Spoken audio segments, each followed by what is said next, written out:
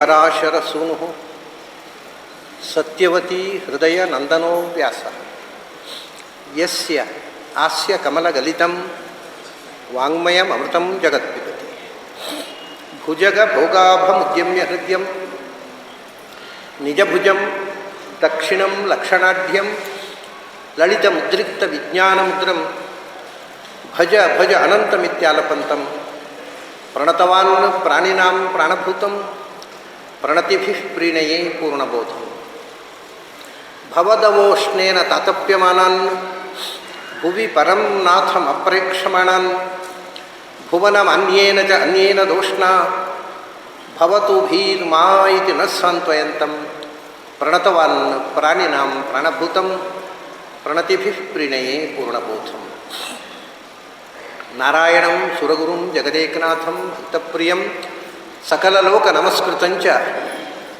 ತ್ರೈಗುಣ್ಯವರ್ಜಿತಮಜಂ ವಿಭುಮಾದ್ಯಮೀಶಂ ವಂದೇ ಭವಘ್ನಂ ಅಮರಾಸುರ ಸಿದ್ಧವಂದ್ಯಂ ನಾರಾಯಣಂ ನಮಸ್ಕೃತ್ಯ ನರಂಚೈವ ನರೋತ್ತಮಂ ದೇವೀಂ ಸರಸ್ವತೀಂ ವ್ಯಾಸಂ ತತೋ ಜಯಮುದೀರೇ. ಪೂಜ್ಯ ಶ್ರೀಪಾದರೇ, ನನ್ನ ಅಧ್ಯಾತ್ಮ ಬಂಧುಗಳೇ, ಅರ್ಜುನ ಗಾಬರಿಯಾಗಿ ವಿಸ್ಮಿತನಾಗಿ ಹರ್ಷಿತನಾಗಿ ಎಲ್ಲ ಭಾವತುಮುಲಗಳಿಂದ ಏನು ಆಡಬೇಕು ಅನ್ನುವುದನ್ನು ಕೂಡ ತೋಚದೆ ಕೊನೆಗೆ ನಮೋ ನಮಸ್ತೇಸ್ತು ಸಹಸ್ರಕೃತ್ವ ಪುನಶ್ಚ ಭೂಯೋಪಿ ನಮೋ ನಮಸ್ತೆ ಅನ್ನೋ ಮಾತನ್ನು ನಾವು ಕೊನೆಯದಾಗಿ ಅವನು ಹೇಳಿದ್ದನ್ನು ನಿನ್ನೆ ನೋಡಿದ್ದೇವೆ. ನಿನಗೆ ನಮಸ್ಕಾರ, ಸಾವಿರ ಸಾವಿರ ಬಾರಿ ನಮಸ್ಕಾರ, ಮರಳಿ ಮರಳಿ ನಮಸ್ಕಾರ, ಮತ್ತೆ ಮತ್ತೆ ನಮಸ್ಕಾರ ಅಂತಂದ. ಪ್ರಾಯ ಒಬ್ಬ ಭಕ್ತನ ಉತ್ಕಟಾವಸ್ಥೆಯಲ್ಲಿ ಬರತಕ್ಕ ಉದ್ಗಾರ ಇಷ್ಟೆ. ದೇವರಿಗೆ ಏನು ಕೊಡುವುದು, ಏನು ದೊಡ್ಡ ನಮಸ್ಕಾರ ಅಷ್ಟೆ, ಮತ್ತೆ ಮತ್ತೆ ನಮಸ್ಕಾರ ಅಂತ ಆ ಭಕ್ತಿಯ ಒಂದು ಪರಾಕಾಷ್ಠೆಯಲ್ಲಿ ಆಗತಕ್ಕಂಥ ತ್ರಿಕರಣಗಳ ನಮ್ರತೆ. ಬಾಯಿ ಭಗವಂತನ ಗುಣಗಳನ್ನು ನುಡಿಯುತ್ತದೆ, ಮನಸ್ಸು ಭಗವಂತನ ಹಿರಿಮೆಯನ್ನು ನೆನೆದು ಚಿಂತನೆ ಮಾಡುತ್ತೆ, ದೇಹ ಭಗವಂತನ ಮುಂದೆ ಶಿರಬಾಗಿ ಸರ್ವಾಂಗವೂ ಕೂಡ ಭಗವಂತನ ಕಾಲಿಗೆ ಪ್ರಣಾಮವನ್ನು ಸಲ್ಲಿಸುತ್ತೆ. ಹೀಗೆ ನಮಃ ಅಂತನ್ನುವುದಕ್ಕೆ ತ್ರಿಕರಣಗಳ ವಂದನೆಗೆ ನಮಃ ಅಂತ. ನಮಸ್ಕಾರ ಅಂದರೆ ನಮ್ಮ ಪ್ರಹ್ವತ್ವೇ, ಮನಸ್ಸು ಭಗವಂತನ ಮುಂದೆ ಮಣಿಯೋದು, ದೇಹ ಭಗವಂತನ ಮುಂದೆ ಮಣಿಯೋದು, ಬಾಯಿ ಭಗವಂತನ ಗುಣಗಾನ ಮಾಡೋದು, ಇದಕ್ಕೆ ನಮಸ್ಕಾರ ಅಂತ ಹೆಸರು. ಸಂಸ್ಕೃತದಲ್ಲಿ ನಮಃ ಅಂದರೆ ಪ್ರಹ್ವತ್ವೇ ಶಬ್ದೇಚ ಅಂತ. ನಮ ಒಂದು ದೇಹ ಮತ್ತು ಮನಸ್ಸು ಭಗವಂತನಿಗೆ ಮಣಿಯೋದು, ಬಾಯಿಯಲ್ಲಿ ಭಗವಂತನ ಶಬ್ದ ಗುಣಗಾನ, ಇದು ನಮಸ್ಕಾರ. ಹೀಗೆ ನಮಸ್ಕಾರ ಮಾಡಿದ. ಆವಾಗ ಅವನಿಗೊಂದು ಸಮಸ್ಯೆ, ಯಾವ ಕಡೆ ನಮಸ್ಕಾರ ಮಾಡಬೇಕು ಅಂತ. ಈ ಕಡೆ ನಮಸ್ಕಾರ ಮಾಡಬೇಕು, ತಿರುಗಿ ಮಾಡಬೇಕು. ಯಾಕಂದರೆ ಈ ಕಡೆಯೂ ಇದ್ದಾನೆ, ತಿರುಗಿ ಇಲ್ಲಿಯೂ ಇದ್ದಾನೆ. ಈಗ ಈ ಕಡೆ ನಮಸ್ಕಾರ ಮಾಡಿದ್ರೆ ಬೆನ್ನು ಹಾಕಿದಾಗತ್ತೆ, ಈ ಕಡೆ ತಿರುಗಿದ್ರು ಬೆನ್ನು ಹಾಕಿದಾಗುತ್ತೆ, ಎಲ್ಲ ಕಡೆ ಇದ್ದಾನೆ. ಅದು ನಮಃ ಪುರಸ್ತಾದ ಅಥ ಪೃಷ್ಠತಸ್ಥೆ. ನಿನ್ನ ಎದುರಿಂದಲೂ ನಮಸ್ಕಾರ, ಹಿಂಬದಿಯಿಂದಲೂ. ಯಾಕೆಂದರೆ ನಿನ್ನ ಎದುರು ಹಿಂಬದಿ ಒಂದೇ. ನೀನು ಹೀಗೆ ನಿಂತು ನೀನು ನನ್ನ ಎದುರಿನಲ್ಲಿ ನಿಂತು ಯೋಚನೆ ಮಾಡಿದರೆ ನಿನ್ನ ಎದುರು ಮುಖ ಕಾಣುತ್ತೆ. ಅಲ್ಲ, ನಿನ್ನ ಪೃಷ್ಠಭಾಗವನ್ನು ಸ್ಮರಣೆ ಮಾಡಿದರೆ ನಿನ್ನ ಮುಖ ನಿನ್ನ ಪೃಷ್ಠ ಎರಡೂ ಒಂದೇ, ನಿನ್ನ ಅವಯವಗಳಲ್ಲಿ ಭೇದ ಇಲ್ಲ. ಅದರಿಂದ ನಿನಗೆ ಎದುರಿಗೂ ನಮಸ್ಕಾರ, ಹಿಂದಿನಿಂದಲೂ ನಮಸ್ಕಾರ. ಯಾಕೆಂದರೆ ನಿನ್ನ ಎದುರೇ ನಿನ್ನ ಹಿಂದಿನ ಭಾಗ, ನಿನ್ನ ಹಿಂದಿನ ಭಾಗವೇ ನಿನ್ನ ಭಾಗ. ಅದನ್ನು ನಿನಗೆ ಎದುರಿನಿಂದಲೂ ನಮಸ್ಕಾರ, ಹಿಂಬದಿಯಿಂದಲೂ ನಮಸ್ಕಾರ. ಅಂದರೆ ಎದುರು ತಿಳ್ಕೊಂಡ್ರೆ ಎದುರು, ಹಿಂಬದಿಯಿಂದ ತಿಳ್ಕೊಂಡ್ರೆ ಹಿಂಬದಿ, ಅಷ್ಟೇ ಅಲ್ಲ. ಇದು ಎದುರು ತಿಳ್ಕೊಂಡ್ರೆ ಇಲ್ಲಿರ್ತಕ್ಕವನಿಗೆ ಬೆನ್ನು ಹಾಕಿದಾಗತ್ತೆ, ಈ ಕಡೆ ಇರ್ತಕ್ಕ ಭಗವಂತ ನಮಸ್ಕಾರ ಇಲ್ಲಿದ್ದವನಿಗೆ ಬೆನ್ನು ಹಾಕಿದಾಗ. ಹಾಗಾಗಿ ನಿನಗೆ ಎದುರಿನಿಂದ ನಮಸ್ಕಾರ, ಹಿಂಬದಿಯಿಂದ ನಮಸ್ಕಾರ. ಎಲ್ಲಿ ನಮಸ್ಕಾರ ಮಾಡಿದ್ರು ಎಲ್ಲೆಡೆಯೂ ಎಲ್ಲ ಭಾಗದಲ್ಲಿ ಎಲ್ಲ ಕಡೆಯೂ ನಿನಗೆ ಎದುರು, ಎಲ್ಲ ಕಡೆಯೂ ನಿನಗೆ ಹಿಂದೆ. ಯಾವ ರೂಪ, ಯಾವ ರೂಪದ ಎದುರು, ಯಾವ ರೂಪವಾದರೂ ಅದು ಎದುರಿದ್ದದ್ದು, ಅದು ಪೃಷ್ಠವೂ ಹೌದು, ಮುಖವೂ ಹೌದು. ಹಾಗಾಗಿ ನಮಃ ಪುರಸ್ತಾತ್ ಅಥ ಪೃಷ್ಠತಸ್ಥೆ. ಎದುರಿನಲ್ಲಿ ಇರತಕ್ಕ ನಿನಗೆ ನಮಸ್ಕಾರ, ಹಿಂಬದಿಯಲ್ಲಿ ಇರತಕ್ಕ ನಿನಗೆ ನಮಸ್ಕಾರ. ನಮೋಸ್ತುತೆ ಸರ್ವತೇವ, ಕಡೆಗೆ ಹಿಂಬದಿ ಎದುರು ಮುಂದೆ ಹಿಂದೆ ಅಲ್ಲ, ಎಲ್ಲ ಕಡೆ ಇರುವ ನಿನಗೆ ನಮಸ್ಕಾರ. ನಮೋಸ್ತುತೆ ಸರ್ವತೇವ. ಯಾಕೆಂದರೆ ನೀನು ಸರ್ವ, ಎಲ್ಲದರಲ್ಲೇ ಇದ್ದೀನಿ ನೀನು. ಅದರಿಂದ ನಿನಗೆ ಎದುರು ಯಾವುದು, ನಿನಗೆ ಹಿಂದೆ ಯಾವುದು, ಹಿಂಬದಿ ಯಾವುದು, ಮುಂಬದಿ ಯಾವುದು. ಎಲ್ಲ ಕಡೆ ತುಂಬಿರೋದರಿಂದ ಎಲ್ಲದರ ಒಳಗೂ ಇರೋದರಿಂದ ಈ ಕಡೆ ಇರತಕ್ಕ ನೀನು ನಮಸ್ಕಾರ ಮಾಡಿದ್ರೆ ಆ ಕಡೆ ಇರತಕ್ಕಂಥ ನಿನಗೆ ಬೆನ್ನು ಹಾಕಿದಾಗಾಯಿತು. ಆ ಕಡೆ ಇರುವ ನಮಸ್ಕಾರ ಮಾಡಿದರೆ ಅದರಿಂದ ಸರ್ವತಃ ಎಲ್ಲ ಕಡೆ ಇರುವ ನಿನ್ನ ನಮಸ್ಕಾರ ನಿನಗೆ ಎಲ್ಲ ಕಡೆಯಿಂದ ನಮಸ್ಕಾರ. ಈ ಮಾತು ಆ ವಿಶ್ವರೂಪದ ಕಲ್ಪನೆ ಬಂದಾಗ ಅದು ಕೊಡ್ತಕ್ಕ ಅರ್ಥವೇ ಬೇರೆ, ಬರೀ ಶಾಬ್ದಿಕವಾದ ಅರ್ಥವೇ ಬೇರೆ. ನಿನಗೆ ಎದುರಿನ ನಮಸ್ಕಾರ, ನನಗೆ ಹಿಂದಿನ ನಮಸ್ಕಾರ ಅಷ್ಟೇ. ಅಂದರೆ ಯಾಕೆ ಹಾಗೆ ಹೇಳ್ತಾರೆ ಅಂದರೆ ಎಲ್ಲಿ ಎದುರು ಎಲ್ಲಿ ಹಿಂದೆ, ಎಲ್ಲ ಕಡೆಯೂ ಭಗವಂತನನ್ನು ಕಂಡವರಿಗೆ ಗೊಂದಲ. ದೇವರಿಗೆ ಎದುರಿನ ನಮಸ್ಕಾರ ಮಾಡಿದ್ರೆ ಎಲ್ಲಿ ಮಾಡೋದು? ಅದು ಹೇಳ್ತಾನೆ, ನೀನು ಎಲ್ಲಿ ನಮಸ್ಕಾರ ಮಾಡಿದ್ರು ನೀನು ಎದುರಿನಲ್ಲಿದ್ದಿ, ಎಲ್ಲಿ ನಮಸ್ಕಾರ ಮಾಡಿದ್ರೆ ನೀನು ಹಿಂಬದಿಯಿಂದ ಇರುತ್ತೀಯ. ಅದರಿಂದ ಹಿಂಬದಿಯಿಂದಲೂ ನಿನಗೆ ನಮಸ್ಕಾರ, ಮುಂಬದಿಯಿಂದ ನಮಸ್ಕಾರ. ಹಿಂಬದಿ ಮುಂಬದಿ ಅಂತಲ್ಲ, ಎಲ್ಲ ಕಡೆಯೂ ಇದ್ದಿ, ಎಲ್ಲದಲ್ಲೂ ಇದ್ದಿ. ಅದರಿಂದ ಎಲ್ಲ ಕಡೆಯಲ್ಲೂ ನಮಸ್ಕಾರ. ಎಲ್ಲ ಕಡೆಯಲ್ಲೂ ಇರುವ ಎಲ್ಲ ರೂಪಗಳಿಗೂ ಎಲ್ಲ ದಿಕ್ಕಿನಲ್ಲೂ ನಮಸ್ಕಾರ. ನಮಸ್ತುತೆ ಸರ್ವತ ಏವ, ಯಾಕೆಂದರೆ ನೀನು ಸರ್ವ, ಎಲ್ಲವೂ ನೀನೇ. ಅದರ ಅರ್ಥ ಅವನು ಹೇಳ್ತಾನೆ ಮುಂದೆ, ಎಲ್ಲವೂ ನೀನೇ. ನಿನ್ನಲ್ಲಿ ಏನೂ ಕಾಣ್ತಾ ಇಲ್ಲ ನನಗೆ, ಯಾವ ವಸ್ತು ನೋಡಿದ್ರೆ ಅದರೊಳಗೆ ನಿನ್ನೆ ರೂಪ ಕಾಣ್ತಾ ಇದೆ. ಅನಂತ ವೀರ್ಯಾಮಿತ ವಿಕ್ರಮಸ್ತು ಸರ್ವಂ ಸಮಾಪ್ನೋಷಿ ತಥೋಸಿ ಸರ್ವ. ಅನಂತ ವೀರ್ಯ, ಈ 18 ಅಕ್ಷೋಹಿಣಿ ಸೇನೆ, 18 ಅಕ್ಷೋಹಿಣಿ ಸೇನೆ ಅಂದರೆ ಏನು ಸಾಮಾನ್ಯವಾಗಿ ನಮಗೆ ಇವತ್ತು ಇದು ಲೆಕ್ಕ ಮಾಡಿದರೆ ಗಾಬರಿ ಆಗುತ್ತೆ. 18 ದಿವಸದಲ್ಲಿ ನಾಶವಾಗಿರ್ತ ಕೃಷ್ಣ ಹೇಳಿದ್ದು ನಿಜ. ಕಾಲೋಸ್ಮಿ ಲೋಕಕ್ಷಯಕರು. 18 ಅಕ್ಷೋಹಿಣಿಯನ್ನು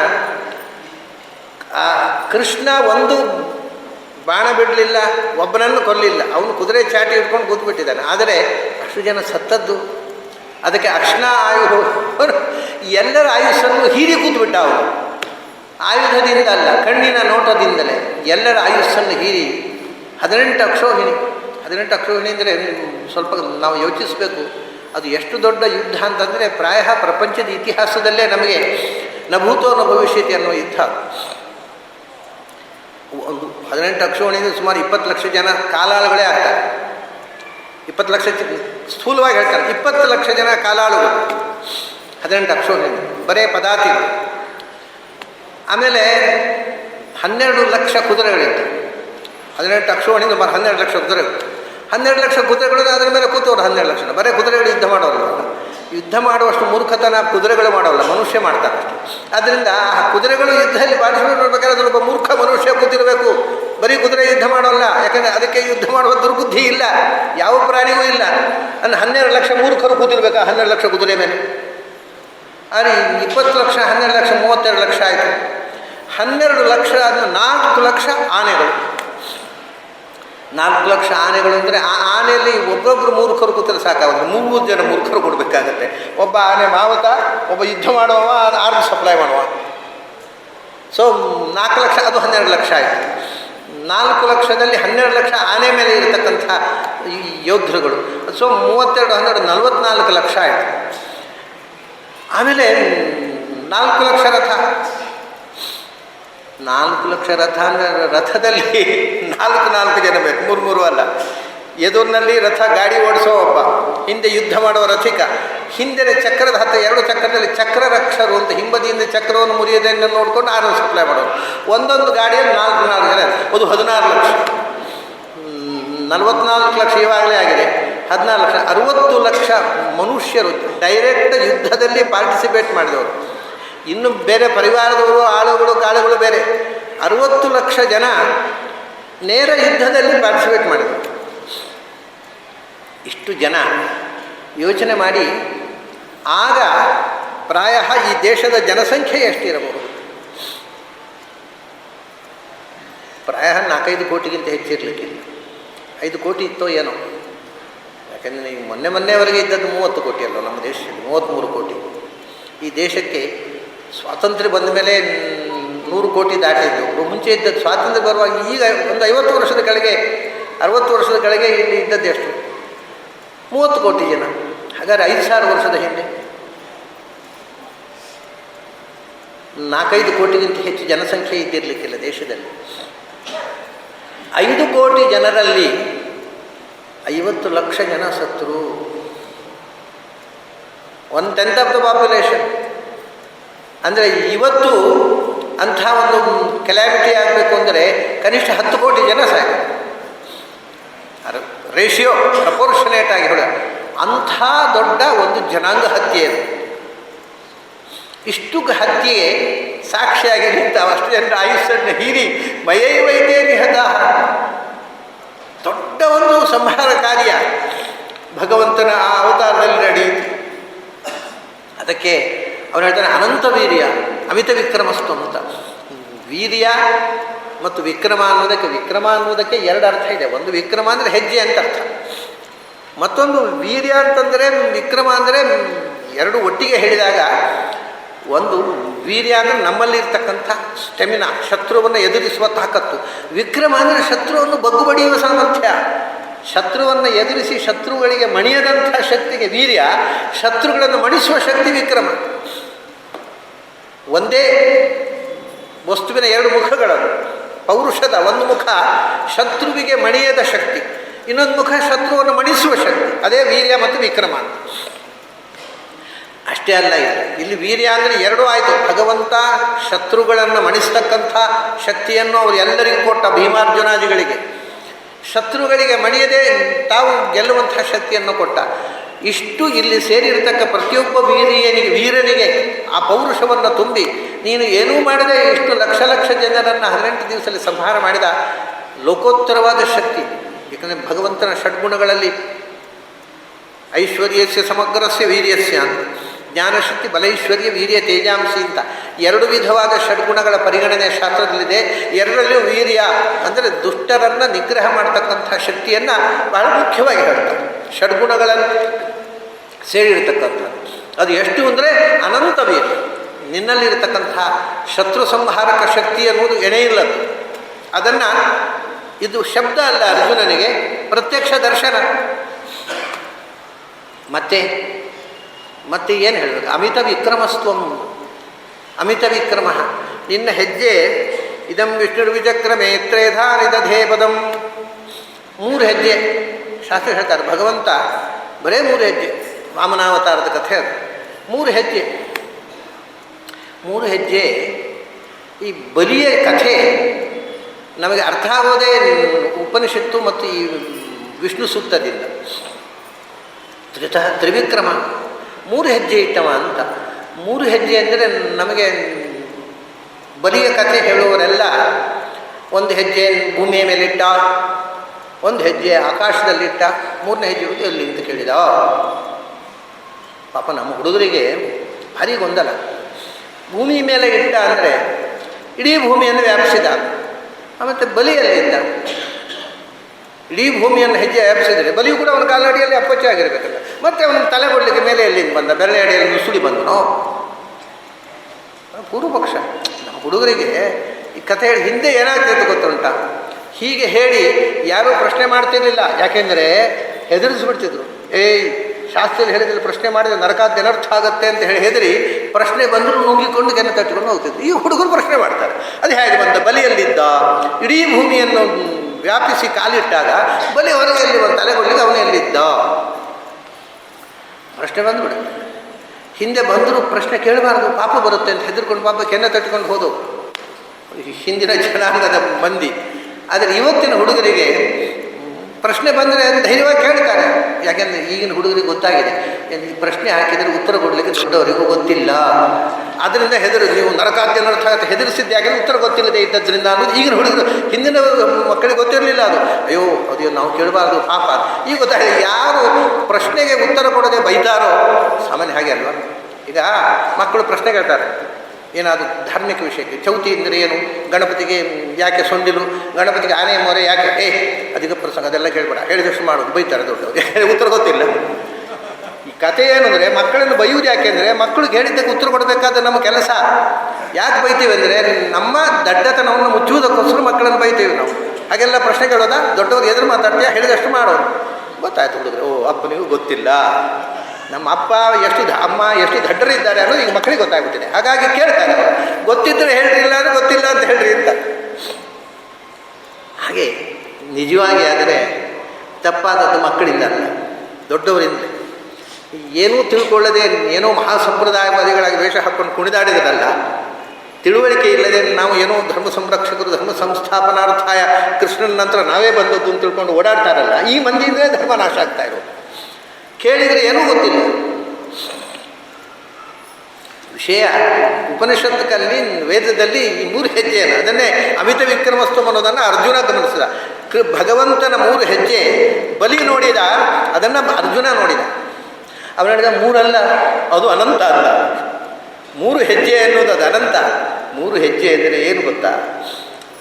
ಮೊದಲು ಭಗವಂತನನ್ನು ಬಲಿ ನೋಡಿದ. ಹೇಗೆ ನೋಡಿದ? ಒಬ್ಬ ಬಟು 7-8 ವರ್ಷದ ಉಪನಯನದ ಹುಡುಗ ಬಂದ ಹಾಗೆ ಕಂಡಿತು ಅಷ್ಟೇ. ಒಬ್ಬ ಸಣ್ಣ ಹುಡುಗ. ದೇವರು ಅಂದರೆ ಒಬ್ಬ ಸಣ್ಣ ಹುಡುಗ. ಇದು ಫಸ್ಟ್ ಸ್ಟೇಜ್ ಆಫ್ ರಿಯಲೈಸೇಷನ್. ಅಂದರೆ ಪ್ರತಿಮೆಯನ್ನು ನೋಡಿ ನಾವು ನಮ್ಮ ದೇವರು ಅಂದರೆ ಏನಂದರೆ ನಮ್ಮ ಕೋಣೆಯ ದೇವರ ಕೋಣೆಯ ಒಳಗೆ, ಅದು ನಮ್ಮ ಮಡಿಪೆಟ್ಟಿಗೆ ಒಳಗೆ ಬಂದಿಯಾಗುವ ಒಂದು ಪುಟ್ಟ ದೇವರು ಅಂದರೆ ಅಷ್ಟೇ. ಅವು ಮಡಿಪೆಟ್ಟಿಗೆ ಒಳಗೆ ಹಾಕಿ ಬಂದ್ ಮಾಡಿ ಬೀಗ ಹಾಕಿ ಹೋಗಲಿಕ್ಕಾಗುತ್ತೆ ನಮಗೆ ದೇವರನ್ನು. ಹಾಗೆ ದೇವರು ಅಂದರೆ ನಮ್ಮ ಮಡಿಪೆಟ್ಟಿಗೆ ಒಳಗೆ ಬಂದಿಯಾಗಿ ಅಥವಾ ನಮ್ಮ ದೇವತಾರ್ಚನೆ ಸೆಟ್ಟಿನ ಪೆಟ್ಟಿಗೆಯಲ್ಲಿ ಇಟ್ಕೊಂಡು ಹೋಗುವಾಗ ನಮ್ಮ ಪೆಟ್ಟಿಗೆ ಒಳಗೆ ಕೂಡುವ ದೇವರು. ನಮ್ಮ ಫೀಲಿಂಗ್ ಅದನ್ನೇ ಪ್ರತಿಮಾ ಸ್ವಪ್ರಬುದ್ಧಾನ ಅಂತ ಹಿಂದೆ ನಾವು ಹೇಳಿದ್ವಿ. ದೇವರು ಅಂದರೆ ಪ್ರತಿಮೆಯ ಒಳಗೆ ಮಾತ್ರ ಇರತಕ್ಕ ಶಕ್ತಿ. ಈಗ ಅರ್ಜುನಿಗೆ ಗೊತ್ತಾಗಿದೆ, ಅವನು ಪ್ರತಿಮೆಯ ಒಳಗೆ ಮಾತ್ರ ಅಲ್ಲ, ವಿಶ್ವರೂಪ ಎಲ್ಲ ಕಡೆ ಇದ್ದಾರೆ. ಬಲಿಗಾದದ್ದು ಅದೇ. ಅವನು ಮೊದಲು ಒಬ್ಬ ಪುಟ್ಟ ಹುಡುಗ ಅದನ್ನು ಏನು ಬೇಕು ಅಂತ ಕೇಳಿದ. ಅದಕ್ಕೊಂದು 3 ಹೆಜ್ಜೆ ಜಾಗ ಬೇಕಿತ್ತು ನನಗೆ ಅಗ್ನಿ ಕಾರ್ಯ ಮಾಡಲಿಕ್ಕೆ ಅಂದ ಬಲಿ ಹತ್ರ ವಾಮನ. ಅಗ್ನಿ ಕಾರ್ಯ ಅವಾಗಲೂ ಬಲಿ ಗೊತ್ತಾಗಿಲ್ಲ.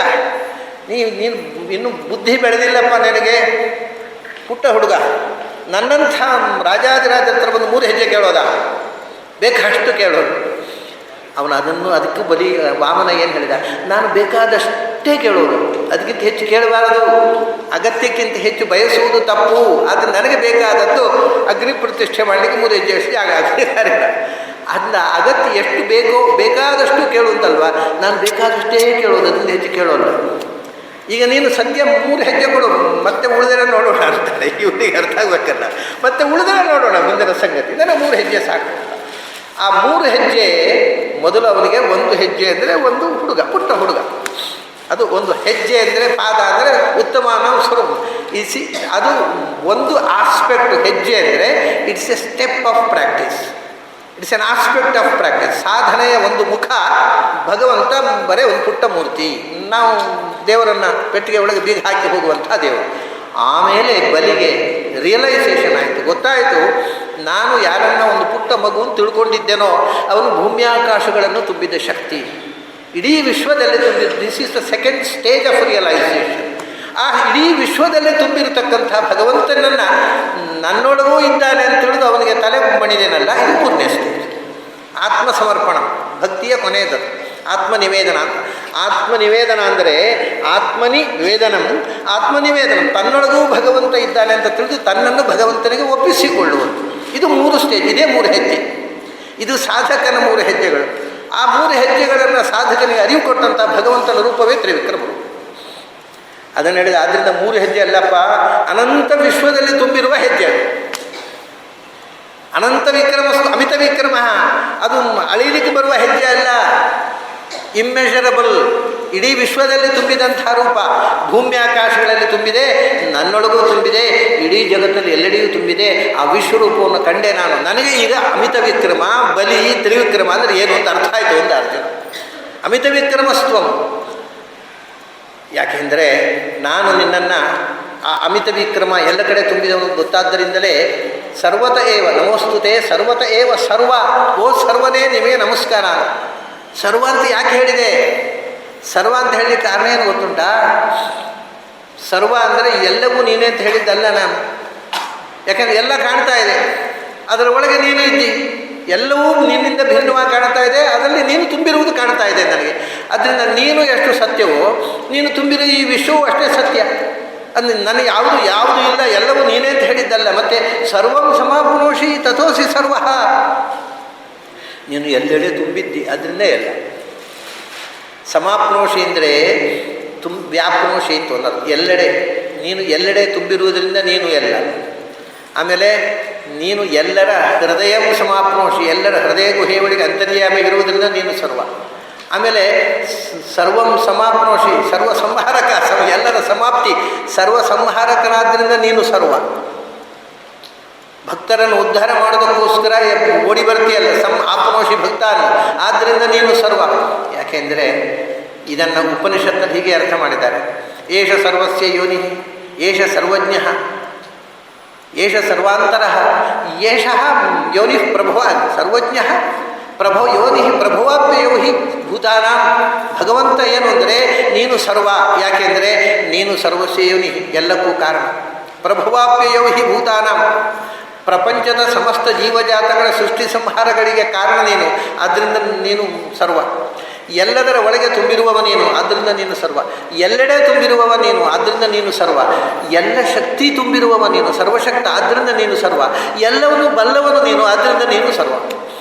ಸರ್ವಜ್ಞತ್ವಾತ್ ಸರ್ವಗತ್ವಾತ್ ಸರ್ವಸ್ಯ ಪ್ರಭುವಾಪ್ಯಾತ್ ಸರ್ವಮೇನಂ ಪ್ರತ್ಯಕ್ಷತೆ ಅಂತ ಮಹಾಭಾರತದ. ಹಾಗಾಗಿ ಸರ್ವ ಸರ್ವ ಅಂದರೆ ನೀನೇ ಎಲ್ಲ ಅಂತಲ್ಲ. ಈಗ ನೋಡಿ, ನಾವೊಂದು ಆಫೀಸಿಗೆ ಹೋಗ್ತೇವೆ, ಯಾರೋ ಒಬ್ಬರು ದೊಡ್ಡ ಮನುಷ್ಯರ ಹತ್ರ ಹೋಗ್ತೇವೆ, ಹೋಗಿ ಸ್ವಾಮಿ ನಿಮ್ಮನ್ನು ನಂಬಿ ಬಂದಿದ್ದೇನೆ, ಎಲ್ಲ ನೀವೇ, ಒಂದು ಕೆಲಸ ಮಾಡಿಕೊಡ್ಬೋದು. ಎಲ್ಲ ನೀವೇ ಅಂದರೆ ಆಫೀಸ್ನಲ್ಲಿ ಕುರ್ಚಿ, ಮೇಜು, ಕಂಬ, ಗೋಡೆ ಎಲ್ಲ ನೀವೇ ಅಂತ ಅರ್ಥವ ಅಲ್ಲ. ಎಲ್ಲ ನೀವೇ ಅಂದರೆ you are capable of doing everything ಅಂತಲ್ವ ಅರ್ಥ. ಮತ್ತು ನಾವು ಮಾತಾಡಿದ್ರೆ ಹಾಗೆ ಅರ್ಥ ಆಗುತ್ತೆ, ಸಂಸ್ಕೃತ ಭಾಷೆಯಲ್ಲಿ ಹೇಳಿದ್ರೆ ಯಾಕೆ ಅರ್ಥ ಆಗೋಲ್ಲ? ನಮ್ಗೆ ಕಷ್ಟ ಆಗಿದೆ ಅಂದರೆ ನಮ್ಮ ಭಾಷೆ ಅರ್ಥ ಆಗುತ್ತೆ, ಸಂಸ್ಕೃತ ಅರ್ಥ ಆಗೋಲ್ಲ ನಮಗೆ. ಲೆಕ್ಸಿಕಲ್ ಮೀನಿಂಗ್ ಡಿಕ್ಷನರಿ ನೋಡಿ ಅರ್ಥ ಮಾಡೋರು. ಸಂಸ್ಕೃತ ನಮ್ಮ ಭಾಷೆ ಆಗದೆ ಹೋಯ್ತಲ್ಲ, ಅದು ಪರಕೀಯ ಭಾಷೆ. ಡಿಕ್ಷನರಿ ನೋಡಿ ಅರ್ಥ ಮಾಡಿ, ಇಲ್ಲದಿದ್ದರೆ ಯಾವ ಭಾಷೆಯಲ್ಲಿ ಮಾತಾಡಿದ್ರೆ you are everything, what is the meaning? ಎಲ್ಲ ನೀವೇ, ನಿಮ್ಮ ಕೈಯಲ್ಲಿ ನಿಮ್ಮನ್ನು ನಂಬಿ ಬಂದಿದ್ದೆ, ನೀವು ಮಾಡಿಕೊಡ್ಬೇಕು. ಏನು ಅರ್ಥ? ಎಲ್ಲ ಭಾಷೆಯಲ್ಲಿ ಅರ್ಥ ಆಗುತ್ತೆ, ಸಂಸ್ಕೃತದಲ್ಲಿ ಮಾತ್ರ ಸರ್ವ ಅಂದರೆ ಒಳ್ಳೆ ಸರ್ವಾಭಿನ್ನ ಅಂತ ಯಾಕೆ ಅರ್ಥ ಆಯಿತು? ನಮಗೆ ಸಂಸ್ಕೃತ ಭಾಷೆ ಮರೆತು ಹೋಗಿದೆ, ಆದ್ದರಿಂದ ಇಲ್ಲದ್ರೆ ಹಾಗೆ ಅರ್ಥ ಆಗ್ತಿರಲಿಲ್ಲ. ಸಂಸ್ಕೃತ ಭಾಷೆ ಮರೆತು ವೇದಾಂತಕ್ಕೆ ಇಳಿದೆವು ನಾವು, ಅದರಿಂದ ವೇದಾಂತ ಯದ್ವಾ ತದ್ವಾ ಅರ್ಥ ಆಗಲಿಕ್ಕೆ ಶುರುವಾಯಿತು ಉಪನಿಷತ್ತು. ಅರ್ಜುನ ಹೇಳ್ತಾನೆ, ನೀನು ಸರ್ವ ಅನ್ನೋದು ನನಗೆ ಅರ್ಥ ಆಯಿತು. ಸರ್ವಶರ್ವ ಶಿವಸ್ಥಾಣು, ನೀನು ಸರ್ವ, ಯಾಕೆಂದರೆ ಸರ್ವದ ಒಳಗೆ ತುಂಬಿರುವವ, ಸರ್ವವನ್ನು ಸೃಷ್ಟಿ ಮಾಡಿದವ, ಸರ್ವವನ್ನು ಸಂಹಾರ ಮಾಡಿದವ, ಸರ್ವವನ್ನು ತಿಳಿದವ, ಎಲ್ಲರ ಕಡೆ ಇರುವ ಸರ್ವಜ್ಞತ್ವಾತ್ ಸರ್ವಗತ್ವಾತ್ ಸರ್ವಸ್ಯ ಪ್ರಭುವಾಪ್ಯಾತ್. ಆದ್ದರಿಂದ ನೀನು ಸರ್ವಂ ಸಮಾಪ್ನೋಷಿ ತಥೋಸಿ ಸರ್ವ, ಎಲ್ಲವನ್ನೂ ನಾಶ ಮಾಡುವವನು, ಎಲ್ಲವನ್ನೂ ಸ್ವೀಕಾರ ಮಾಡುವವನು, ಎಲ್ಲೆಡೆ ತುಂಬಿರುವವನು, ಆದ್ದರಿಂದ ನೀನು ಎಲ್ಲದರ ಒಳಗೂ ಅಂತರ್ಬಹಿಷ್ಠ. ಸಮಾಪ್ನೋಷಿ ಅಂದರೆ ಅಂತರ್ಬಹಿಷ್ಠ ಆಪ್ನೋಷಿ, ಒಳಗೂ ತುಂಬಿದವ ಹೊರಗೂ ತುಂಬಿದವ, ಸಮಾಪ್ತಿ ಮಾಡುವವ. ಸಮಾಪಯತಿ ಸರ್ವಂ ಸಮಾಪಯತಿ ಇದು ಸರ್ವ, ಎಲ್ಲ ಸಂಹಾರ ಮಾಡುವ ನೀನು. ಸಂಹಾರ ಮಾಡಬೇಕಾದ್ರೆ ನೀನೇ ಸೃಷ್ಟಿ ಮಾಡಬೇಕಲ್ಲ, ಇನ್ಯಾರು ಸೃಷ್ಟಿ ಮಾಡಿದಲ್ಲಿ ಸಂಹಾರ ಮಾಡೋದಲ್ಲ. ಎಲ್ಲವನ್ನು ಸೃಷ್ಟ್ಯರ್ಥಂ ಆಪ್ನೋಷಿ, ಪಾಲನಾರ್ಥಂ ಆಪ್ನೋಷಿ, ಸಂಹಾರಾರ್ಥಂ ಆಪ್ನೋಷಿ. ಸೃಷ್ಟಿಸ್ಥಿತಿ ಸಂಹಾರ ಮಾಡುವ ನೀನು, ಎಲ್ಲದರ ಒಳಗೂ ಹೊರಗೂ ತುಂಬಿದವ ನೀನು, ಎಲ್ಲವನ್ನು ಬಲ್ಲವನು ನೀನು. ಆದ್ದರಿಂದ ನೀನು ಸರ್ವ, ಸರ್ವಂ ಸಮಾಪ್ನೋಷಿ. ಆದ್ದರಿಂದ ವೇದಗಳು ಸರ್ವ ಅಂತ ನಿನ್ನನ್ನು ಕರೀತಾರೆ. ವಿಷ್ಣು ಸಹಸ್ರನಾಮದಲ್ಲಿ ನಿನ್ನನ್ನು ಸರ್ವ ಅಂತ ಕರೀತಾರೆ. ಯಾಕೆಂದರೆ ಸರ್ವ ಅಂದರೆ ಶಬ್ದದ ಅರ್ಥ ಎಲ್ಲವನ್ನೂ ಹೊಂದಿದವ, ಸರ್ವಗುಣಪೂರ್ಣ, ಪರಿಪೂರ್ಣ. ಯಾವುದು ಪರಿಪೂರ್ಣವೋ ಅದು ಸರ್ವ. ಆಮೇಲೆ ಎಲ್ಲವನ್ನು ಸಂಹಾರ ಮಾಡಿ ಹೇಳಿದಾರೆ. ಸರ್ವಹಿಂಸಾಯ ಅಂತ ಧಾತು, ಶರ್ವ ಅಂತ ಶಿವನಿಗೆ ಹೆಸರಿದೆ ಅಲ್ವ, ಅದಕ್ಕೆ ಶರ್ವಶಮ್ರೋಧನಾಧ್ವರಿ ಅಂತ ಪುರಾಣದಲ್ಲಿ ನಿರ್ವಚನ ಇದೆ. ಅದರ ವ್ಯಾಕರಣಕಾರ ಏನು ಹೇಳೋದು? ಸರ್ವಹಿಂಸಾಯ, ಸರ್ವಹಿಂಸಾಯಾಮ್, ಶರ್ವತೀತಿ ಶರ್ವ, ಎಲ್ಲವನ್ನೂ ನಾಶ ಮಾಡುವ, ಸರ್ವತೀತಿ ಸರ್ವ, ಎಲ್ಲವನ್ನೂ ಸಂಹಾರ ಮಾಡುವ ಅನ್ನೋದು ವ್ಯಾಕರಣದವರ ಅರ್ಥ. ಹಾಗಾಗಿ ಯಾವ ಶಬ್ದ ತಗೊಳ್ಳಿ, ಯಾವ ನಿರ್ವಚನ ತಗೊಳ್ಳಿ, ಅದು ಭಗವಂತನ ಸರ್ವಜ್ಞತ್ವವನ್ನು, ಸರ್ವಗತತ್ವವನ್ನು, ಸರ್ವಾಂತರತ್ವವನ್ನು ಹೇಳ್ತದೆ. ಆದ್ದರಿಂದ ನೀನು ಸರ್ವ ಅನ್ನೋದು ನನಗೆ ಈಗ ಗೊತ್ತಾಯಿತು, ಪ್ರತ್ಯಕ್ಷ ಗೊತ್ತಾಯಿತು. ಯಾಕೆ? ಎಲ್ಲರ ಒಳಗೂ ನಾನು ನೋಡ್ತಾ ಇದ್ದೇನೆ, ಹೊರಗೂ ನೋಡ್ತಾ ಇದ್ದೇನೆ, ನಿನ್ನ ಸರ್ವ ಸಾಮರ್ಥ್ಯ ಸರ್ವಜ್ಞತ್ವವನ್ನು ನೋಡ್ತಾ ಇದ್ದೇನೆ. ಅನುಭವಿಸಿ ನನಗೆ ಈಗ ಸರ್ವ ಅಂದರೆ ಏನು ಅಂತ ಅರ್ಥ. ನೋಡಿ, ಒಂದು ಶಬ್ದ ಅರ್ಥ ಆಗಬೇಕಾಗಿದ್ರೆ ಎಷ್ಟು ಕಷ್ಟ. ಸರ್ವ ಅಂತಂದರೆ ಹೇಳಿದ ಬಿಡಿ ಎಲ್ಲ ಅಂತ ಇಷ್ಟೇ ಅರ್ಥ ಆಗುತ್ತೆ, ಸರ್ವ ಎಲ್ಲವೂ. ಆದರೆ ಸರ್ವರಲ್ಲೇ ಇರತಕ್ಕವ ನಿಜವಾದ ಸರ್ವ ಅಂತಕ್ಕಂಥದ್ದು ಅರ್ಥ ಆಗಬೇಕಾಗಿದ್ದರೆ ತುಂಬ ಬೆಳೀಬೇಕಾಗುತ್ತೆ.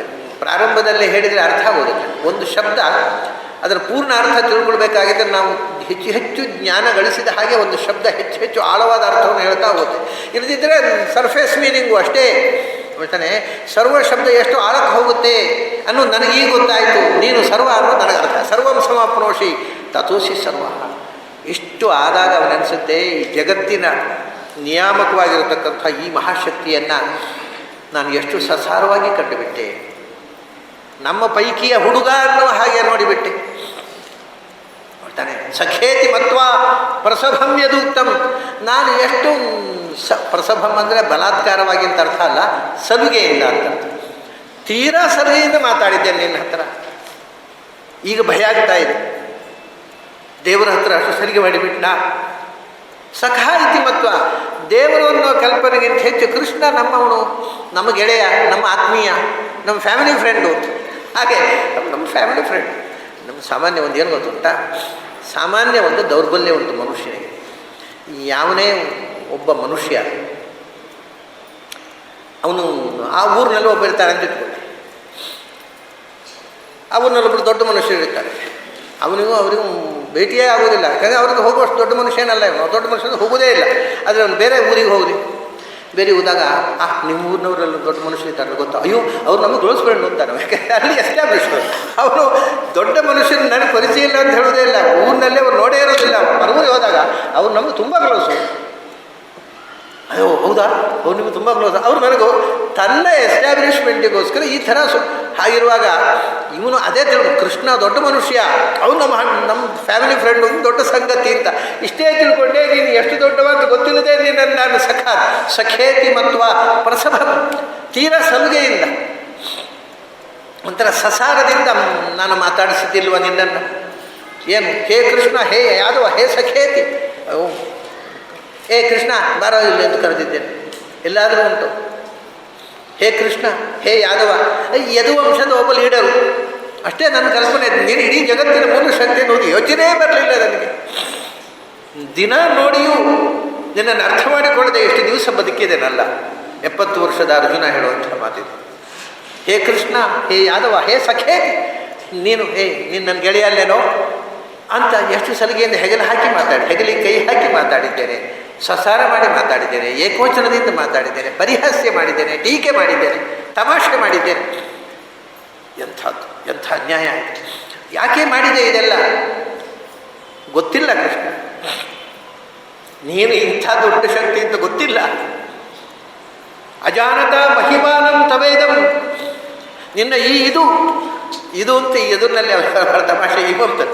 ಇದು ಅಂತ ಹೇಳಿ ಮತ್ತೆ ಪುಲ್ಲಿಗೆ ಹೋಗ್ತಾರೆ. ಮಹಿಮಾನಂ, ನಿನ್ನ ಇದು ಅಂದರೆ ಎದುರಿಗೆ ಕಾಣುವಂಥದ್ದು ಏನದು, ನಾನು ಕಣ್ಣಾರೆ ನೋಡ್ತಾ ಇರುವಂಥದ್ದು ನಿನ್ನ ಮಹಿಮೆ. ನೀನು ಭೂಮ್ಯಾಕಾಶಗಳಲ್ಲಿ ತುಂಬಿ ಸರ್ವಶಕ್ತ, ಸರ್ವಗತ, ಸರ್ವಜ್ಞ, ನೀನು ಆಮ್ನಿಷಿಯಂಟ್, ನೀನು ಆಮ್ನಿಪ್ರೆಸೆಂಟ್, ನೀನು ಆಮ್ನಿಪೊಟೆಂಟ್ ಅನ್ನುವುದು ಗೊತ್ತೇ ಆಗಲಿಲ್ಲ. ನಿನ್ನ ಜೊತೆಗೆ ಇದ್ದು ತಿಳ್ಕೊಳ್ಳಿ. ಕೆಲವೊಮ್ಮೆ ಜೊತೆಗೆ ಇರುವುದೇ ತಿಳ್ಕೊಳ್ಳುವುದಕ್ಕೆ ಬಾಧಕ ಆಗುತ್ತೆ. ದೂರದಲ್ಲಿ ಇದ್ದಾಗ ಇರುವ ಗೌರವ ಹತ್ತಿರ ಬಂದಾಗ ಇರೋಲ್ಲ. ಅದು ಅದು ಎಲ್ಲರಿಗೂ ಅನ್ನೋ ಯಾವ ಭಗವಂತನಿಗಲ್ಲ, ಸಾಮಾನ್ಯ ಲೋಕದಲ್ಲಿ ಹಾಗೆ. ದೂರದಲ್ಲಿದ್ದ ಪೇಪರ್ನಲ್ಲಿ ಸುದ್ದಿ ನೋಡಿ ದೊಡ್ಡ ಮನುಷ್ಯರು ಅಂತ, ಹತ್ತಿರ ಬಂದವಳು ಅವ್ರ ಹುಳುಗೆಲ್ಲ ಗೊತ್ತಾಗುತ್ತೆ. ಅಯ್ಯೋ ಎಷ್ಟೇ ನಾನು ಏನೋ ತಿಳ್ಕೊಂಡಿದ್ದೀನಿ. ಹತ್ತಿರ ಬಂದ ಕೂಡಲೇ ಅವ್ರ ಮೇಲೆ ಇದ್ದ ಗೌರವ ಎಲ್ಲ ಇಳಿದು ಹೋಗ್ಲಿಕ್ಕೆ ಶುರುವಾಗುತ್ತೆ. ದೂರದಲ್ಲಿರುವಾಗ ಭಾರೀ ಗೌರವ, ದೊಡ್ಡ ಮನುಷ್ಯರು, ಅಯ್ಯೋ ಅವ್ರ ಹತ್ರ ಹೋಗುದು ಹೇಗೋ ಎಂತೋ ಹೇಗೆ ಹೋಗಲಿ ಏನು. ಹಾಗೆ ಹತ್ತಿರ ಇರುವುದೇ ಗೌರವ ಕಮ್ಮಿ ಆಗಲಿಕ್ಕೆ ಕಾರಣ ಆಗಿಬಿಡುತ್ತೆ ಒಮ್ಮೊಮ್ಮೆ. ಕೃಷ್ಣನೇ ಈ ಮಾತನ್ನು ಹೇಳಿದ್ದಾನೆ. ಕೃಷ್ಣ ಅವನ 50ನೇ ವಯಸ್ಸಾದಮೇಲೆ ಒಂದು ಯಜ್ಞ ಮಾಡಿದ ಕುರುಕ್ಷೇತ್ರದಲ್ಲಿ. ಆ ಯಜ್ಞಕ್ಕೆ ಎಲ್ಲರನ್ನು ಬರಲಿಕ್ಕೆ ಹೇಳಿದ, ಗೋಪಿಕಾಸ್ತ್ರೀಯರನ್ನು ಬರಲಿಕ್ಕೆ ಹೇಳಿದ್ದ. ಅವ್ರಿಗೆ ಪಾಪ ಅಲ್ಲಿ ಹೇಳಿದ್ದಾನೆ, ಕಂಸ ಬಿಲ್ಲ ಹಬ್ಬಕ್ಕೆ ಹೋಗಿ ಬಿಲ್ಲ ಹಬ್ಬ ಮುಗಿದ ತಕ್ಷಣ ಬರ್ತೇನೆ ಅಂತ ಹೇಳಿದ್ದಾನೆ. ಆಮೇಲೆ ಇದು ಹೋದದ್ದು ಅವನು ಸುಮಾರು 10-11 ವರ್ಷ ವಯಸ್ಸಿನಲ್ಲಿ ಹೋದದ್ದು ಕೃಷ್ಣ ಅಲ್ಲಿಗೆ. ಆಮೇಲೆ 50 ವಯಸ್ಸಾಗುವ ತನಕೂ ಗೋಪಿಕಾಸ್ತ್ರೀಯರು ನೋಡ್ಲಿಕ್ಕೆ ಹೋಗಲಿಲ್ಲ ಅವನು. ಅಂದರೆ ಕನಿಷ್ಠ 4 ದಶಕಗಳ ಕಾಲ ಗೋಪಿಕಾಸ್ತ್ರೀಯರು, ಕನಿಷ್ಠ ಅದಕ್ಕಿಂತ ಹೆಚ್ಚೆ 4 ದಶಕಗಳ ಕಾಲ ಗೋಪಿಕಾಸ್ತ್ರೀಯರು ಈಗ ಬರ್ತಾನೆ ಕಾದದ್ದು ಬರಲಿಲ್ಲ. ಕೃಷ್ಣ ಹೋಗಲೇ ಇಲ್ಲ. ಯಾಕೆಂದರೆ ಕೃಷ್ಣನಿಗೆ 4 ದಶಕ ಅನ್ನೋದು ಒಂದು ಕ್ಷಣವೂ ಅಲ್ಲ, ಕ್ಷಣಾರ್ಧದಲ್ಲಿ ಬಂದುಬಿಟ್ಟ. ಯಾಕೆ ಅವನಿಗೆ ಚತುರ್ಮುಖನ ಇಡೀ ಆಯುಸ್ಸು ಉಂಟಲ್ಲ, 31,104,000 ಕೋಟಿ ವರ್ಷ, ಅದು ಒಂದು ನಿಮೇಷವೂ ಅಲ್ಲ ಅವನಿಗೆ. ಹಾಗಾದ್ರೆ ಅವನಿಗೆ ತಕ್ಷಣ ಬರ್ತೇನೆ ಅಂತ ಹೇಳಿದರೆ ಸತ್ಯವೇ, ಅವನ ಪಾಲಿಗೆ ಸತ್ಯವೇ. ಅವನಿಗೆ ಒಂದು ಕ್ಷಣವೂ ಆಗಲಿಲ್ಲ. ಆದರೆ ಇವರು ಪಾಡೇನು, ಇವರು ದಶಕ ಇವರಿಗೆ ಶುಭಜ್ಜಿ ಉದ್ಯಾಪನೆ ಆಯ್ತಲ್ಲ ಗೋಪಿಕಾಸ್ತ್ರೀಯರು. ಇದಕ್ಕೇನು ಮಾಡಬೇಕು? ಆವಾಗ ಕೃಷ್ಣ ಹೇಳ್ತಾನೆ, ತುಂಬ ಕಾದ್ರಿಯ ನನ್ನನ್ನು, ನಾನು ದೂರ ಹೋಗಿರಲಿಲ್ಲ, ನಿಮ್ಮೊಟ್ಟಿಗೆ ಇದ್ದಲ್ಲ, ಯಾಕೆ ಕಾದಿರಿ ಅಂತ ಕೇಳಿದೆ. ಯಾಕೆಂದರೆ ಈ 40 ವರ್ಷ ನಿಮ್ಮ ಹೃದಯದೊಳಗೆ ನಾನೇ ಲೋಕಾಡ್ತಾ ಇದೆ. ಕೃಷ್ಣ ಬರಲಿಲ್ಲ. ಇಡೀ ಪ್ರತಿ ಕ್ಷಣ ನನಗೆ ನನ್ನ ನೆನಪೇ ಇದ್ದದ್ದಲ್ವ, ಅದಕ್ಕೆ ದೂರ ಹೋದೆ ನಾನು. ಯಾಕೆಂದರೆ ನಾನು ಅಲ್ಲೇ ಇರ್ತಿದ್ರೆ ನೀವು ನನ್ನನ್ನು ಮರೀತಿದ್ರಿ. ದೂರ ಹೋದಾಗ ನೆನಪು ಕಾಡ್ತದೆ, ಹತ್ತಿರ ಇದ್ದಾಗ ಇಲ್ಲೇ ಇದ್ದಾರಲ್ವ ಅಂತ ಸಸಾರ ಆಗಿಬಿಡ್ತದೆ. ನಾನು ನಿಮ್ಮ ಹತ್ತಿರ ಇರ್ತಿದ್ದರೆ ಆವಾಗ ಯಾರಾದರೂ ಕೃಷ್ಣ ಅಯ್ಯೋ ಅವನೆಲ್ಲೇ ಹೋಗ್ತಾನೆ ಇಲ್ಲೇ ಬಿದ್ದುಕೊಂಡಿದ್ದಾನೆ ಅಂತ ಹೇಳ್ತಿದ್ರಿ ನೀವು. ಈಗ ನಾನು ದೂರ ಹೋದ್ದರಿಂದ ನಿಮಗೆ ಒಂದು ಕ್ಷಣವೂ ನನ್ನನ್ನು ಮರೀಲಿಕ್ಕಾಗಲಿಲ್ಲ, ನಿಮ್ಮ ಹತ್ತಿರವೇ ನಾನಿದ್ದೇನೆ. ಅದರಿಂದ ಯಾವಾಗಲೂ ಡಿಸ್ಟೆನ್ಸ್ ಕ್ರಿಯೇಟ್ಸ್ ನಿಯರ್ನೆಸ್. ದೂರ ಹೋದಷ್ಟು ಹತ್ತಿರ ಆಗ್ತೇವೆ ನಾವು. ಅದಕ್ಕೋಸ್ಕರ ನಾನು ದೂರ ನಿಂತೆ ಅಂತಾನೆ ಕೃಷ್ಣ. ಹಾಗೆ ಕೆಲವೊಮ್ಮೆ ದೂರ ಇದ್ದಾಗ ಹತ್ತಿರ ಇದ್ದಾಗ ನನಗೂ ಹಾಗೆ ಆಯಿತು ಅಂತಾನೆ ಅರ್ಜುನ. ನಾನು ಹತ್ತಿರ ಇದ್ದು ನಿನ್ನನ್ನು ಅರ್ಥ ಮಾಡಿಕೊಳ್ಳದೆ ನಮ್ಮ ಪೈಕಿಯವ ನಮ್ಮ ಕೃಷ್ಣ ಅಂತ ಸಸಾರ ಮಾಡಿಬಿಟ್ಟೆ. ಅಜಾನತ ಮಹಿಮಾನಂ ತವೇದಂ ಮಯಾ ಪ್ರಮಾದಾತ್ ಪ್ರಣಯೇನವಾಪಿ. ಎರಡು ಕೆಲಸ ಆಗಿದೆ ನನ್ನಿಂದ. ಒಂದು ನಂದು ಪ್ರಮಾದ, ತಪ್ಪು, ನಾನು ಅಜ್ಞಾನ ತಿಳುವಳಿಕೆ ಇಲ್ಲದೆ ನಾನು ಮಾಡಿರತಕ್ಕಂಥದ್ದು. ಮತ್ತೊಂದು ತಪ್ಪು ಮಾಡಲಿಕ್ಕೆ ಕಾರಣ ಪ್ರಣಯ, ನಿನ್ನ ಮೇಲೆ ಪ್ರೀತಿ ಹೆಚ್ಚಾದ ಕೂಡಲೇ ನಾವು ಏಕವಚನ ಎಲ್ಲ ಶುರುವಾಗಿದೆ. ಬಾರೋ ಇಲ್ಲಿ, ಯಾಕೆಂದರೆ ಅದು ಪ್ರೀತಿಯಿಂದ ಕರೆದದ್ದು ಕೃಷ್ಣ, ಸಸಾರದಿಂದ ಅಲ್ಲ. ತುಂಬ ಪ್ರೀತಿ. ಈಗ ನೋಡಿ, ಮಕ್ಕಳು ತಂದೆಯವರು, ತಾಯಿಯನ್ನಮ್ಮ ನೀನು ಅಂತ. ಅದರ ಅರ್ಥ ತಾಯಿ ಮೇಲೆ ಗೌರವ ಇಲ್ಲ ಅಂತಲ್ಲ, ಪ್ರೀತಿ ಅತಿಶಯ ಇದ್ದಾಗ ಬಹುವಚನ ಬರೋಲ್ಲ. ನಾವು ಹಾಗೆ ಅಲ್ವ, ಪ್ರೀತಿಯನ್ನು ತೋರಿಸೋದಕ್ಕೋಸ್ಕರ ನೋಡಿ ಕನ್ನಡದಲ್ಲಿ ನಾನು ಇದನ್ನು ಬಹಳ ಹೇಳಿದ್ದೇನೆ. ಭಾಷಾಶಾಸ್ತ್ರ ಓದೋರಿಗೆ ರೋಚಕ. ದೇವರು ದೊಡ್ಡವನು, ದೇವರು ಬಹುವಚನ, ದೇವನೂ ಹೇಳುವುದಿಲ್ಲ, ದೊಡ್ಡವರು ಹೇಳುವುದಿಲ್ಲ, ದೊಡ್ಡವನು. ಇದು ಗ್ರಾಮ್ಯಾಟಿಕಲಿ ರಾಂಗ್. ಆದರೆ ಈ ಮಾತು ಎಷ್ಟು ಅರ್ಥ ಮಾಡೋದು. ದೇವರು ಅನ್ನುವಲ್ಲಿ ಅವನ ಮಹತ್ವದ ಜ್ಞಾನ ಇದೆ ಬಹುವಚನದಲ್ಲಿ, ದೊಡ್ಡವನು ಅನ್ನುವಲ್ಲಿ ಪ್ರೀತಿ ಇದೆ. ಅಂದರೆ ಮಹಾತ್ಮ ಜ್ಞಾನಪೂರ್ವಕ ಪ್ರೀತಿ, ಭಕ್ತಿಯನ್ನು ಪ್ರತಿನಿಧಿಸ್ತಕ್ಕಂತಹ ಪ್ರಯೋಗ ಇದು. ದೇವರು ದೊಡ್ಡವನು, ದೇವರು ಹೀಗೆ ತಪ್ಪು ಪ್ರಯೋಗ ಮಾಡಿದರೆ ಮಾತ್ರ ಕನ್ನಡ ಆಗತ್ತೆ. ಅದರ ಬದಲು ದೇವರು ದೊಡ್ಡವರು, ನೀವು ಯಾವ ಕನ್ನಡ ಕಲ್ತದ್ದು ಸ್ವಾಮಿ ಅಂತ ಕೇಳ್ತೀವಿ ಗ್ರಾಮ್ಯಾಟಿಕಲ್. ಅಥವಾ ದೇವನು ದೊಡ್ಡವನು, ಏನ್ರಿ ಏನೋ ಒಂಥರ ಮಾತಾಡ್ತಾನೋ ಕನ್ನಡ. ದೇವರು ದೊಡ್ಡವನು ಅಂದರೆ ನೀವು ಕನ್ನಡ ಬರುತ್ತೆ ಅಂತ. ಕಾರಣ ಯಾರಿಗೆ ನಮ್ಮ ಭಾಷೆ ಉಂಟಲ್ವ, ಆ ನಮ್ಮ ಭಾಷೆಗೆ ಗ್ರಾಮರ್ ಬರೆಯುವರು ನಾವು, ಗ್ರಾಮರ್ ಮುರಿಯುವರು ನಾವು. ಗ್ರಾಮರ್ ಓದಿ ಮಾತಾಡ್ತಾರಲ್ಲ ಅವರಿಗೆ ಅದು ಪರಕೀಯ ಭಾಷೆ. ನೀವು ಗ್ರಾಮರನ್ನು ಮುರಿಯಬಲ್ಲಿರೋ ಅದು ನಿಮ್ಮ ಭಾಷೆ. ದೇವರು ದೊಡ್ಡವನು ಯಾವ ವ್ಯಾಕರಣವರು ಬರಲಿ, ನನ್ನ ಭಾಷೆಗೆ ಅವರೇನು ವ್ಯಾಕರಣ ಬರೆಯೋದು, ನಾನು ಮಾತಾಡೋದು. ಹಾಗೆ ನನ್ನ ಭಾಷೆ ಆದಾಗ ನಾನು ಗ್ರಾಮರನ್ನು ಹೊಸತಾಗಿ ರೀರೈಟ್ ಮಾಡಬಲ್ಲೆ, ನಾನು ಹೊಸ ಶಬ್ದಗಳನ್ನು ಪ್ರಯೋಗಿಸಬಲ್ಲೆ, ನನ್ನ ಭಾಷೆ. ಆದರೆ ಇನ್ನೊಬ್ಬರ ಭಾಷೆ ಆದರೆ ಅದು ಗ್ರಾಮರ್ ಉರು ಹೊಡೆದು ಕಲಿಯೋದು. ಇವತ್ತು ಸಂಸ್ಕೃತ ನಮ್ಮ ಭಾಷೆ ಆಗದೆ ಹೋಗಿ ಅದು ಯಾರದ್ದೋ, ಅದು ಪತಂಜಲಿಯ ಭಾಷೆ, ಅದು ಪಾಣಿನಿಯ ಭಾಷೆ ಆಗಲಿಕ್ಕೆ ಹೋಗಿ ಅವನೇನು ಹೇಳಿದ್ದಾನೆ ಉರು ಹೊಡೆಯೋದು, ಇವರು ತಪ್ಪು ಪ್ರಯೋಗ ಮಾಡೋದು, ಇದೇ ಆಗಿಬಿಟ್ಟಿದೆ. ಯಾಕೆಂದರೆ ಸಂಸ್ಕೃತಕ್ಕೆ ಅನೇಕ ತಪ್ಪು ಶಬ್ದಗಳನ್ನು ಕೊಟ್ಟದ್ದು ಗ್ರಾಮರ್. ತುಂಬ ತಪ್ಪು ಶಬ್ದಗಳನ್ನು ಕೊಟ್ಟಿದೆ. ಮರಕತ ಮಣಿ ಅಂತ ಹೇಳೋರು ಅಂಥದ್ದು. ಮರಕತ ಮಣಿ ಅನ್ನೋದು ಸಂಸ್ಕೃತದಲ್ಲಿ ತಪ್ಪು ಶಬ್ದ, ಅದನ್ನು ಕೊಟ್ಟವರು ವ್ಯಾಕರಣದವರು. ಭರ್ತ್ಸನ ಅಂತ ಶಬ್ದ ಕೊಟ್ಟವರು ವ್ಯಾಕರಣದವರು, ತಪ್ಪು ಶಬ್ದ ಅದು.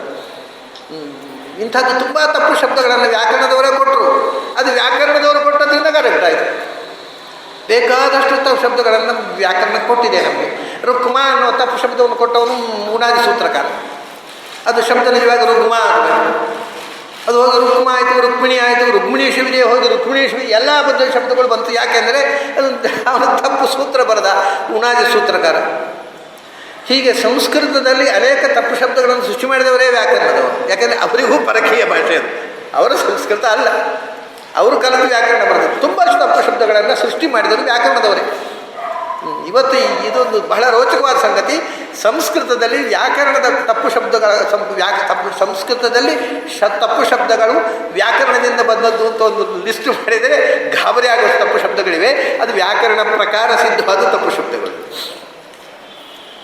ಹೀಗೆ ಏನಾಗುತ್ತೆ ಅಂದರೆ ಇದಂ ಮಹಿಮಾನ ಅಂತ ಇಲ್ಲಿ ಹೇಳಿದ ಹಾಗೆ, ಅದು ದೇವರು ದೊಡ್ಡವನು ಅಂತಂದರೆ ಅದು ಭಕ್ತಿ ಅನ್ನುವುದರ ಕಾನ್ಸೆಪ್ಟ್ ಇರುವಾಗ ಮಾತ್ರ ಆ ರೀತಿ ಪ್ರಯೋಗ ಮಾಡೋದು ಸಾಧ್ಯ.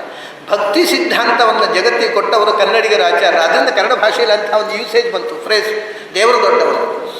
ಹಾಗೇಳ್ತಾನೆ, ಅಚಾನತ ಪ್ರಣಯಾತ್ ಮಯಾ ಪ್ರಮಾದಾತ್ ಪ್ರಣಯೇನವಾಪಿ. ನಾನು ಒಂದು ನನ್ನ ಅಜಾಗರೂಕತೆ, ನಾನು ನಿನ್ನ ಮಹತ್ವವನ್ನು ಅರ್ಥ ಮಾಡಿಕೊಳ್ಳದೆ ಬೇಜವಾಬ್ದಾರಿತನದಿಂದ ನಡ್ಕೊಂಡೆ, ಅದು ಒಂದು. ಎರಡನೇದು ಬರೀ ಬೇಜವಾಬ್ದಾರಿತನ ಅಲ್ಲ, ಅದರ ಹಿಂದೆ ನಿನ್ನ ಮೇಲೆ ಇರತಕ್ಕ ಒಂದು ಅಗಾಧವಾದ ಪ್ರೀತಿ.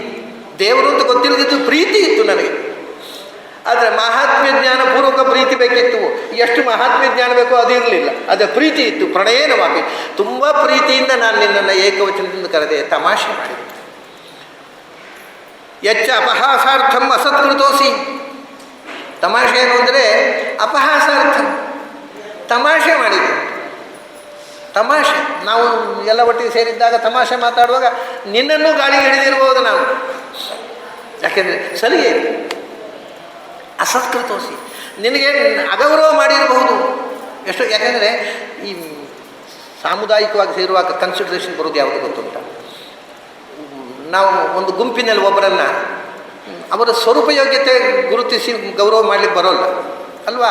ಸಮಾಜದಲ್ಲಿ ಸ್ವರೂಪಯೋಗ್ಯತೆ ಅಂತ ಯಾರು ಕೇಳ್ತಾರೆ? ಕೃಷ್ಣನಿಗೆ ಅಗ್ರಪೂಜೆ ಮಾಡಿದಾಗಲೇ ಗಲಾಟೆ ಆಗಿದೆ, ಅವ್ರಿಗೆ ಸೀನಿಯರ್ಸ್ ಇರಲಿಲ್ವಾ ಅಂತ. ಅದರಿಂದ ಅಲ್ಲಿ ಮುಖ್ಯ ಆಗೋದು ಸೀನಿಯಾರಿಟಿ. ಸಮಾಜದಲ್ಲಿ ಸೀನಿಯಾರಿಟಿ ಮುಖ್ಯ. ನೀವು ಸರ್ಕಾರಿ ಆಫೀಸ್ನಲ್ಲಿ ಒಬ್ಬ ಏನೂ ಕೆಲಸ ಮಾಡದೇ ಇದ್ದವ ಇರ್ತಾನೆ, ಆದರೆ ಅವನು ಕೋರ್ಟೆ ಹೋಗ್ತಾನೆ, ನಾನು ಸೀನಿಯಾರಿಟಿ ಮೇಲೆ ನನಗೆ ಸಿಗಬೇಕು ಅಂತ, ಅವನಿಗೆ ಸಿಗುತ್ತೆ. ಅವನು 5 ಪೈಸೆ ಕೆಲಸ ಮಾಡೋದಿಲ್ಲ, ಆದರೆ ಅದು ಪ್ರಶ್ನೆ ಅಲ್ಲ, ಸೀನಿಯಾರಿಟಿ ಮುಖ್ಯ.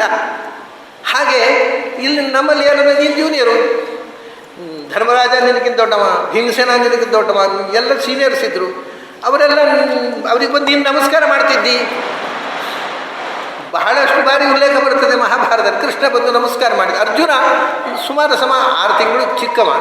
ಇನ್ನು ಅರ್ಜುನ ಕೃಷ್ಣ ಅದು ಸಮಾನ ವಯಸ್ಕರು ಸುಮಾರಾಗಿ. ಏನು ಒಂದೇ ವರ್ಷ